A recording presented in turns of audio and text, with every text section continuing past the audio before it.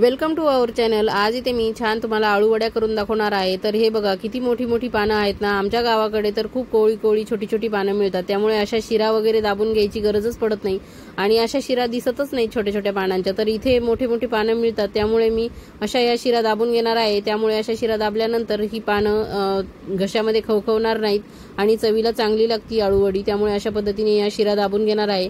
तुम्हाला जर अशा लोटाण्याने लाटून नाही घ्यायच्या नसतील तर तुम्ही सुरीने देखील ह्या वरती आलेल्या शिरा कापून घेऊ शकतात आणि त्या व्यवस्थित करून घेऊ शकतात। तर हे बघा अशा पद्धतीने मी ही पानं स्वच्छ धुवून घेतलेली आहेत आणि धुतल्यानंतर एक एक करून व्यवस्थित लोटाण्याने अशा या शिरा दाबून घेतलेल्या आहे। तर इथे बघा मी 2 वाट्या मोठे डाळीचं पीठ घेतलेलं आहे। त्यानंतर इथे मी माझ्याकडे तांदळाचं पीठ नव्हतं आज, त्यामुळे मी इथे रवा घालून घेणार आहे। त्यानंतर यामध्ये मी जो लसण कुटून घेतला होता, जवळजवळ 15-20 पाकळ्या मी इथे कुटून घेतल्या आहेत। त्यानंतर मी इथे हळद टाकून घेणार आहे। हळद टाकल्यानंतर मी इथे लाल तिखट टाकणार आहे। तुमच्याकडे आळू वडीमध्ये तिखट कशा प्रमाणात लागतं त्यानुसार तुम्ही तिखट मिठाचं प्रमाण इथे ॲडजस्ट करू शकतात। त्यानंतर इथे बघा मी हिंग घालून घेतलेला आहे। नंतर इथे मी धने जिरेची पावडर घालून घेणार आहे। तर जेवढी माझ्याकडे होती शिल्लक तेवढी मी इथे सगळी घालून घेतली आहे। नंतर इथे मी ओवा कुस्करून घालून घेणार आहे, कारण की यामध्ये डाळीचं पीठ आपण वापरणार आहे, त्यामुळे आळू वड्या आपल्या पोटाला पचायला हलक्या होऊन जातात आणि बाधत देखील नाहीत। तर इथे मी चवीपुरतं मीठ टाकून घेतलेलं आहे। त्यानंतर इथे मी एक पूर्ण लिंबू पिळून घेतलेला आहे। तुमच्याकडे जर चिंचगुळाची चटणी असेल तर ती तुम्ही घालू शकतात।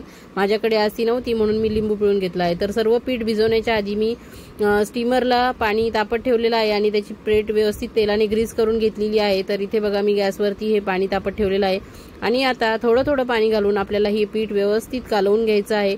तर एकदम पाणी घालायचं नाहीये, आपल्याला पीठ खूप पातळ करायचं नाहीये आणि खूप घट्टही ठेवायचं नाहीये। आपल्या आळूंच्या पानावरती पीठ लावल्यावरती व्यवस्थित असं पसरेल अशा पद्धतीने ह्या पिठाची कन्सिस्टन्सी आपल्याला ठेवायची आहे। थोडं थोडं पाणी घालून आपण हे पीठ व्यवस्थित कालवून घेणार आहोत। तर या ठिकाणी तुम्ही नुसतं डाळीचं पीठ न वापरता थोडंसं ज्वारीचं पीठ देखील तुम्हाला वापरायचं असेल तर वापरू शकता। थोडं डाळीचं, थोडं ज्वारीचं आणि थोडंसं तांदळाचं अशा पद्धतीने पिठं घातली तरी तुमची आळू वडी एकदम छान होते चवीला। तर यामध्ये तुम्हाला थोडेसे तीळ देखील घालायचे असतील तर तुम्ही घालू शकता। तर इथे बघा मी व्यवस्थित पान इथे पसरवून घेतलेलं आहे आणि त्यावरती हे पीठ छान पद्धतीने स्प्रेड करून घेणार आहे। तर संपूर्ण पानाला हे पीठ लागेल अशा पद्धतीने आपल्याला लावायचं आहे आणि या पानावर दुसरं पान उलट्या पद्धतीने ठेवून त्याला देखील आपल्याला अशा पद्धतीने पीठ लावून घ्यायचं आहे, त्यामुळे आपल्याला रोल करायला सोपा जातो आळू वडीचा। तर यावरती मी तिसरं पान देखील लावून घेणार आहे। तुम्हाला तिसरं पान लावायचं असेल तर लावा किंवा 2 पानांच्या देखील तुम्ही छान आळू वड्या करू शकतात।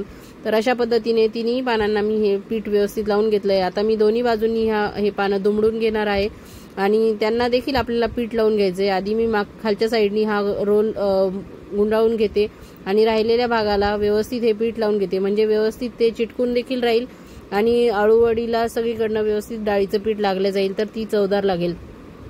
अशा पद्धतीने राहिलेल्या जागेवर देखील मी हे पीठ लावून घेणार आहे आणि याचा व्यवस्थित असा रोल करून आधीच आपण स्टीमर गॅसवर ठेवलेलं होतं, तर त्या प्लेटवर आपण एक एक असे करून सर्व रोल ठेवून घेणार आहोत। तर इथे बघा मी हा एक रोल तुम्हाला दाखवला, असे 2 रोल ठेवून घेतले अजून आणि 15 ते 20 मिनिटं छान याला वाफ काढून घेतली आणि वाफ काढल्यानंतर छान गार होईपर्यंत आपण बाजूला काढून ठेवले आणि इथे बघा हे सर्व तिन्ही रोल व्यवस्थित गार झाले। आता हे सुरीच्या साह्याने आपण व्यवस्थित कट करून घ्यायचे। तुम्हाला ज्या आकारात पाहिजे, ज्या साईजचे पाहिजे त्या आकारात तुम्ही कट करून घेऊ शकतात।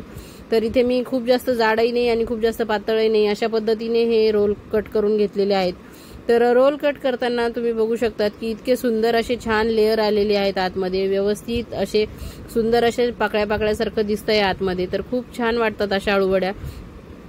तर मी इथे ह्या डीप फ्राय करणार नाहीये, कारण माझ्या मिस्टरांना डीप फ्राय केलेल्या आळू वड्या आवडत नाहीत। तर त्यांना अशा पद्धतीने तव्यावर थोडंसं तेल घालूनच त्या छान शॅलो फ्राय करून परतून दिलेल्याच आवडतात। तर तुमच्या घरी कशा पद्धतीने आवडतात तशा तुम्ही इथे करू शकता। तर अशा पद्धतीने मी या छानशा आळू वड्या केलेल्या आहेत।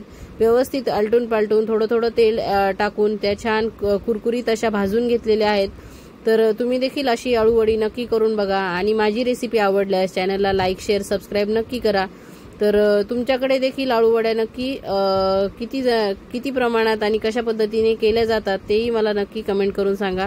तर अशा पद्धतीने तुम्ही देखील आळू वड्या करून बघा आणि चॅनलला लाईक, शेअर, सबस्क्राईब करा आणि नोटिफिकेशन जर तुम्हाला मिळत नसतील व्हिडिओचे तर संपूर्ण व्हिडिओ बघितल्यानंतर बेल आयकॉन प्रेस करा, त्यामुळे तुम्हाला रोजच्या रोज जे डेली व्लॉग आहेत ते तुम्हाला मिळत जातील त्यांचे व्हिडिओ।